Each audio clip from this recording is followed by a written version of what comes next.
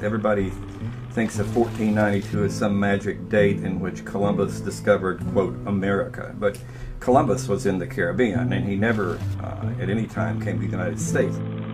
No, he never was near the continental mass of America. He, the great navigator that he was, who washed up on a beach in the Caribbean, half a world away from where he thought he was, gets known as the great navigator. The navigator could never find his way from the island to the mainland. He couldn't discover the continent. Oh, I think it is rather surprising that they should have reddish-brown skins. But now since we have landed in India, then these people must be Indians. It's very interesting that Columbus's first comments regarding the Native American or the indigenous people was that they were very loving, giving. They would trade or give anything that they had. They were without malice, without guile.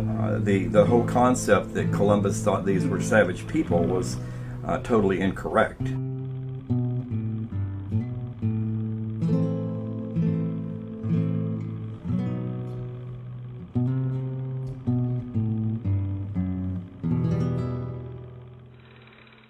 We'll call this part of India San Salvador, and I take possession of it in the name of the King and Queen of Spain.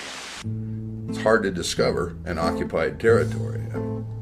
I often go for the first time to visit people who have moved into the area. It may be the first time I've been to their living room, but I can hardly say I discovered it. I mean, after all, they lived there. Much less can I extrapolate by virtue of my noble achievement of knocking on their door that somehow or another the newly discovered living room becomes mine. The general consensus is that Spain came for God, glory, and gold, and God being that they were going to spread the Catholic religion, glory because they were going to add more land to the crown, and of course gold because they were going to get rich. Columbus had no trouble getting ships and men for his second voyage, but he still hadn't the slightest idea that he was headed for the vast continent of America.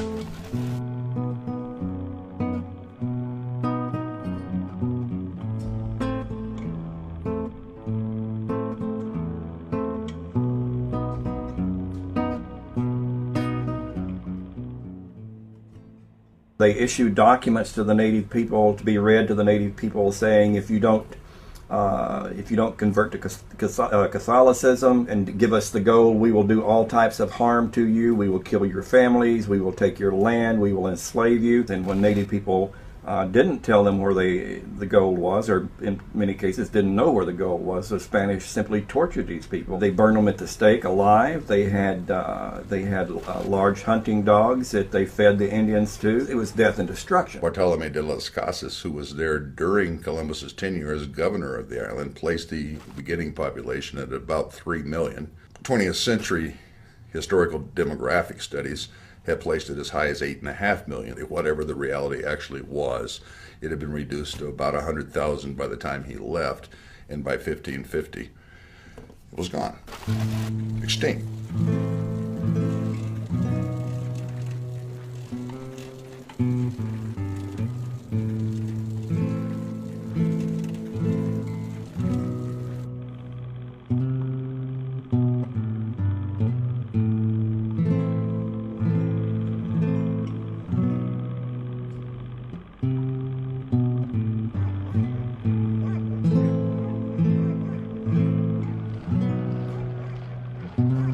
Columbus is symbolic, but what Columbus symbolizes is hideous.